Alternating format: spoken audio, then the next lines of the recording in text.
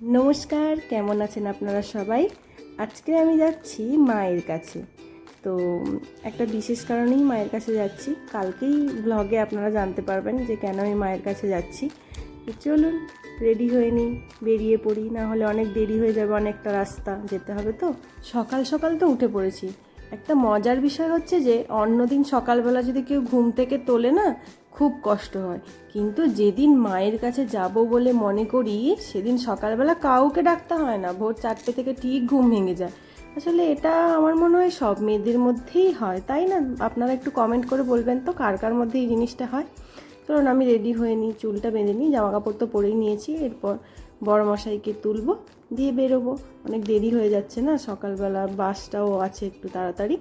তো ঠিক আছে, চুল বাঁধা হয়ে গেছে, আমি রেডিও হয়ে গেছি। এবার বড়মশাইকে তুলি, একটু দেখা করে তারপর, যদিও আমাকেই ছাড়তে যাবে, বড়মশাইও রেডি হয়ে গেছে, ব্যাস একটু দেখা করে নিলাম, দিয়ে আমাকে ছাড়তে চলে যাবে। বাড়ির থেকে একটু দেখা করে আসি, ব্যাস বেরিয়ে পড়েছি বাইক নিয়ে। এবার যাচ্ছি, তো দেখা যাক বাসটা ঠিকঠাক টাইমে পাই কি না। রেডি তো হয়ে বেরিয়ে পড়লাম। এই যে আমার বড়মশাই বাইক চালাচ্ছে। আর এই সকালবেলাটা না খুব ভালো লাগে, খুব ফ্রেশ একটা হাওয়া পাওয়া যায়। কিন্তু আজকের যে পরিমাণ রোদ ছিল, মানে প্রচণ্ড গরম পড়েছে। আর দেখবেন দক্ষিণেশ্বর মন্দির, এটা হচ্ছে বালি ব্রিজ। দাঁড়ান দক্ষিণেশ্বর মন্দিরটা দেখাই আপনাদের। ওই যে দূরে দেখা যাচ্ছে, দেখতে পাচ্ছেন? সকাল সকাল মায়ের দর্শন পাওয়াটা কিন্তু খুব ভাগ্যের ব্যাপার, তাই না বলুন? এই দূর থেকেই মাকে একটু প্রণাম করেই আমি বেরিয়ে পড়েছি। আর এরপর বাসে উঠে পড়েছি। এসি বাস ছিল, তাই গরমে কোনো অসুবিধে হয়নি, সিটও পেয়েছি। ব্যাস এই যে আমার বাসটা।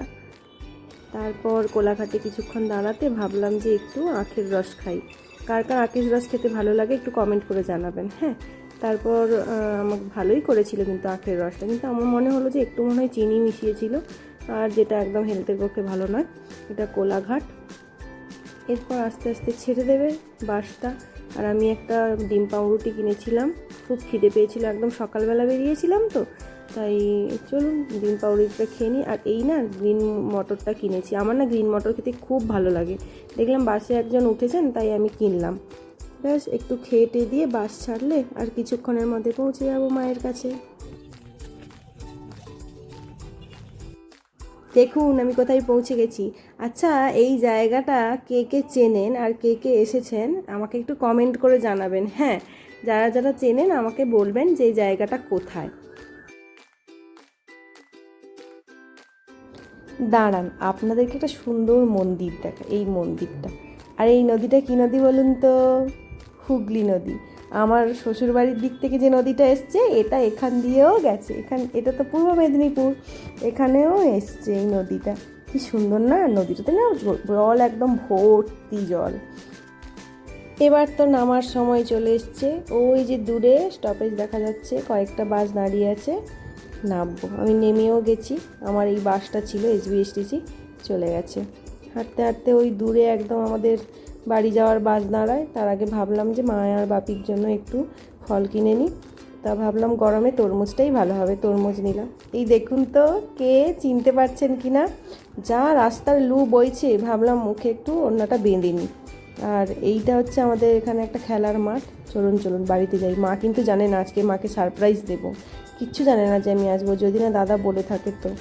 কলিং বেলটা তো আমি দিলাম, কিন্তু মায়ের কি রিয়াকশান সেটা দেখা যাক।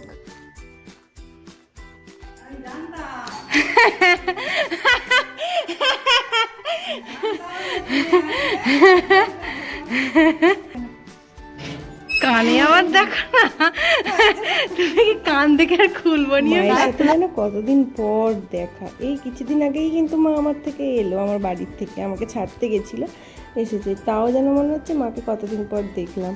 দাঁড়া, খাওয়া দাওয়া করে তো আমি শুয়েছিলাম, তারপরে মনে হয় আওয়াজ পেলাম বাপি এসেছে স্কুল থেকে। দাঁড়ান বাপির সঙ্গে দেখা করি। যাই হোক, আজকের ব্লগটা এখানেই শেষ করছি। পরবর্তী ভিডিওটি দেখার জন্য চ্যানেলটিকে সাবস্ক্রাইব করে দেবেন, আর আমাকে কমেন্ট করে জানাবেন কিন্তু কেমন লাগলো আমার ভিডিও। ভালো থাকবেন, সুস্থ থাকবেন, দেখা হচ্ছে পরের একটি ভিডিওতে।